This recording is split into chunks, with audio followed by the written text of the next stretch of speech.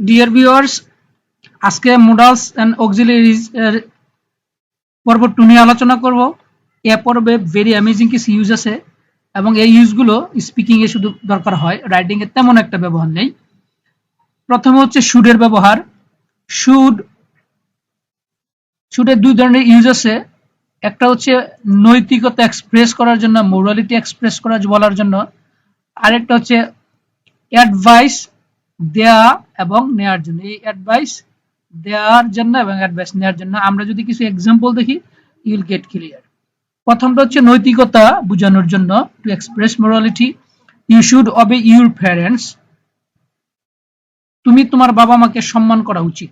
তাহলে এখানে উচিত অর্থে, টু এক্সপ্রেস মোরালিটি মানে হচ্ছে উচিত অর্থে, নৈতিকতা অর্থে, যে বাবা মাকে সম্মান করা উচিত। You should obey your parents. You should love your country. দেশকে ভালোবাসা আমাদের এটা নৈতিকতা। You shouldn't watch television so much. তোমার এত টিভি দেখা ঠিক না। এই শুড নট উচ্চারণ হবে না, স্পিকিং এ এটার উচ্চারণ হবে শুডন্ট। দ্বিতীয় ব্যবহার হচ্ছে কাউকে অ্যাডভাইস দেওয়ার জন্য, অ্যাডভাইস দেওয়ার জন্য এবং অ্যাডভাইস নেওয়ার জন্য। যেমন একজন ব্যক্তি, সে পরামর্শ চাচ্ছে যে আমি ইউকে যেতে চাই। I'd like to go to UK. I'd like to মানে হচ্ছে চাওয়া, যে আমি ইউকে যেতে চাই। I'd like to go to UK, আমি ইউকে যেতে চাই। সে এখানে পরামর্শ, ইউকে যেতে চাই। What should I do now? আমি এখন কি করব? What should I do now? এখানে সে পরামর্শ চেয়েছে, আমি এখন কি করব। এটার বাংলা অর্থ কিন্তু আমার কি করা উচিত এটা কিন্তু হবে না। এখানে হবে আমি এখন কি করব, যে আমি I have got into trouble, যে আমি বিপদে পড়েছি, আমি এখন কি করব। What should I do now. এই বি, এই এ কে এখন পরামর্শ দিবে। পরামর্শটা যেমন যে তুমি আইএলস পরীক্ষা দাও, এখানে পরামর্শ দিচ্ছে বি। তাহলে বি পরামর্শটা দিবে কি দিয়ে? দিবে হচ্ছে শুড দিয়ে। ইউ শুড টেক আইএলস, তুমি আইএলস পরীক্ষা দাও। তাহলে শুডের একটা ভেরি অ্যামেজিং ইউজ হচ্ছে কাউকে অ্যাডভাইস দেওয়ার জন্য এবং কারো কাছ থেকে অ্যাডভাইস নেওয়ার জন্য। আর উচিত অর্থে যে ব্যবহার হয় এটা কিন্তু আমরা মোটামুটি সবাই জানি। এখন আমরা দেখি যে শুডের অ্যাক্টিভ ভয়েস এবং প্যাসিভ ভয়েস। যেমন হি শুড পানিশ, এটা অ্যাক্টিভ ভয়েস, তার শাস্তি দেওয়া উচিত, সে নিজে শাস্তি দেওয়া উচিত। হি শুডন্ট পানিশ, তার শাস্তি দেওয়া ঠিক না। রাইট সাইডে হচ্ছে প্যাসিভ ভয়েস। প্যাসিভ ভয়েস আমরা জানি ভার্বের সবসময় ভার্ব পাস্ট পার্টিসিপল হয়। শুড যেটা আছে এটা এখানে বসে গেল, আর এখানে একটা অতিরিক্ত বি বসে। হি শুড বি পানিশড, তার শাস্তি দেওয়া উচিত, ওকে শাস্তি দেওয়া উচিত। হি শুড বি পানিশড, ওকে শাস্তি দেওয়া উচিত নয়। আমরা দেখি এখন হ্যাভ এর আরেকটা মডেল হচ্ছে হ্যাভ টু। হ্যাভ টু এর পাস্ট হচ্ছে হ্যাড টু। তাহলে হ্যাভ টু, এটার ব্যবহার হচ্ছে, এখানে এটা ব্যবহার হবে, এটার ব্যবহার হচ্ছে যে প্রয়োজন, দরকার। আমরা যে নর্মাল কথা বলি যে আমাকে এটা করতে হবে, এটা খেতে হবে, এটা যেতে হবে, এটা পড়তে হবে, করতে হবে, এই যে নর্মাল যে নেসেসিটি আমাদের দরকার, এই ধরনের কথাগুলো বলার জন্য আমরা নর্মালি হ্যাভ ইউজ করে থাকি। তাহলে এই হ্যাভ টু ইউজ করে থাকি। আর হ্যাভ টুর ইউজ হচ্ছে পাস্ট ফর্ম হচ্ছে হ্যাড টু। তাহলে আমরা এখানে একটা হি দিয়ে বলি, উদাহরণটা হি has to go to class, তাকে ক্লাসে যেতে হবে, তার মানে তার ক্লাসে যাওয়া দরকার।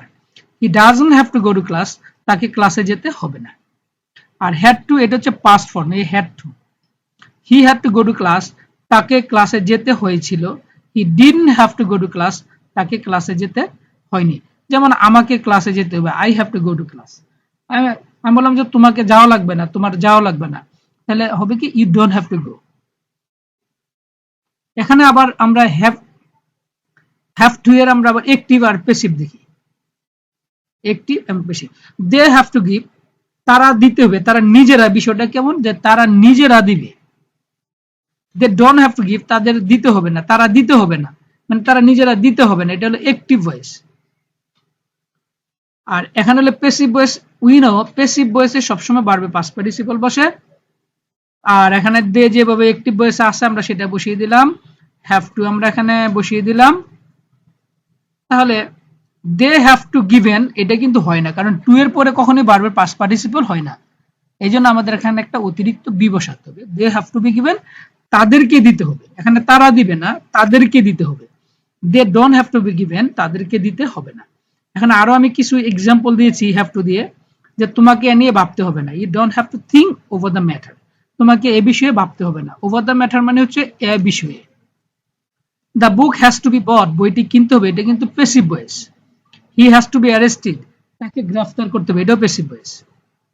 আমরা এখন ইউজ টু এর একটা ব্যবহার দেখি।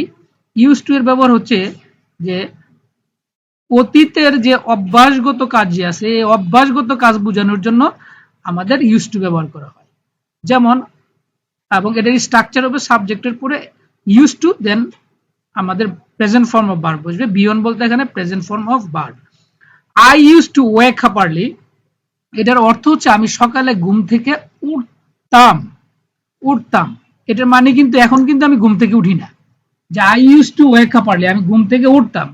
আমি ফুটবল খেলতাম, এখন খেলি না। আমি ব্যাডমিন্টন খেলতাম, আমি এখন খেলি না। আমি সকালে বের হতাম, এখন বের হই না। তার মানে এখন কাজটা হচ্ছে না, আগের অর্থাৎ অতীতের অভ্যাসগত কাজ করার বোঝানোর জন্য আমরা ইউজ টু ব্যবহার করে থাকি। তাহলে I didn't use two wake up early, এটার অর্থ হচ্ছে আমি সকালে ঘুম থেকে উঠতাম না। এর মানে কি? এর মানে হচ্ছে আমি এখন ঘুম থেকে উঠি। তাহলে সেন্টেন্সটা কিন্তু ইট লুকস অ্যাফার্মেটিভ, কিন্তু এটার অর্থ কিন্তু ফাইনালি হচ্ছে নেগেটিভ। এই সেন্টেন্সটা নেগেটিভ, কিন্তু অর্থ কিন্তু হচ্ছে বেসিক্যালি এটার অর্থ হচ্ছে অ্যাফার্মেটিভ। তাহলে আমরা এখানে আবার এটা একটু অ্যাক্টিভ এবং প্যাসিভ আমরা একটু দেখে নিই। তাহলে হি হ্যাজ টু গিভ, সে দিত কিন্তু এখন দেয় না। He didn't use to give, সে দিত না কিন্তু এখন দেয়। আর প্যাসিভ যদি আমরা করি, আমরা জানি প্যাসিভে এখানে অ্যাক্টিভে যেভাবে আছে হি, এইভাবে আমরা বসিয়ে দিলাম। ইউজ টু এখানে বসিয়ে দিলাম। আমরা প্যাসিভে জানি ভার্বে সবসময় ভার্বে পাস্ট পার্টিসিপল, তাও বসালাম। কিন্তু এখানে প্রবলেম হচ্ছে টু এর পরে এখানে সবসময় আমরা জানি ভার্বের প্রেজেন্ট ফর্ম হয়। তো এই সমস্যা দূর করার জন্য আমরা এখানে একটা অতিরিক্ত বি বসাবো। হি হ্যাজ টু বি গিভেন, তাকে দেওয়া হতো কিন্তু এখন দেওয়া হয় না। He didn't use two be given, তাকে দেওয়া হতো না কিন্তু এখন দেওয়া হয়। আপনারা এখানে খেয়াল করবেন যে অ্যাক্টিভ ভয়েসের বাংলা অর্থ, প্যাসিভ ভয়েসের বাংলা অর্থ কিন্তু সম্পূর্ণ কিন্তু পার্থক্য। এবং আমি এখানে অ্যাক্টিভ থেকে প্যাসিভ করিনি, বরং অ্যাক্টিভ এবং প্যাসিভকে আমি পাশাপাশি বসিয়ে দুটোর মধ্যে ইংলিশ সেন্টেন্সের স্ট্রাকচারগত পার্থক্য কি এবং অর্থগত পার্থক্য কি সেটা আমি এখানে দেখিয়েছি। আরেকটা আছে ইউজ টু এর ব্যবহার হচ্ছে বর্তমানের অভ্যাসগত কাজ বোঝাতে ইউজ টু ব্যবহার করা হয়। ইন দিস কেস হবে subject plus to be verb, am is are was were, এগুলো ইউজ টু, দেন ভার্বের সাথে আইএনজি। যেমন I am use to waking up early, আমার সকালে ঘুম থেকে ওঠার অভ্যাস আমার আছে। সকালে ঘুম থেকে ওঠার অভ্যাস আছে। আমি বললাম যে আমার তো এখন খেলাধুলা করার অভ্যাস নেই। তাহলে যদি অভ্যাস নেই বলে I am not use to waking up early, আমার সকালে ঘুম থেকে ওঠার অভ্যাস নেই। এখানে আরেকটা এই ইংলিশটা আমরা অন্যভাবে আমরা বলতে পারি, এই স্ট্রাকচার দিয়ে আমরা বলতে পারি সাবজেক্টের পরে ডাইরেক্ট ইউজ টু, তারপর হচ্ছে নাউন। যেমন হি ইউজ টু রাইস, তার ভাত খেয়ে সে অভ্যস্ত বা ভাত খাওয়ার তার অভ্যাস আছে। তার হি ইউজ টু করাপশন, তার দুর্নীতি করার অভ্যাস আছে। অর্থাৎ আমরা এখানে ডাইরেক্ট ইউজ টুর পরে নাউন বসিয়ে দিলাম, আর এখানে আমরা ইউজ টুর পরে ভার্ব বসিয়ে তারপরে তার সাথে আইএনজি আমরা বসাবো। ঠিক আছে, আর এখানে টু বি ভার্ব থাকবে একটা। He ain't use to rice, তার ভাত খাওয়ার অভ্যাস নেই। অথবা he ain't use to corruption, তার দুর্নীতি করার অভ্যাস নেই। কেউ যদি বলে do you like Chinese food, you can answer যে now I am use to. So well, that's all today. See you again with another lecture. Till then, take care. Goodbye.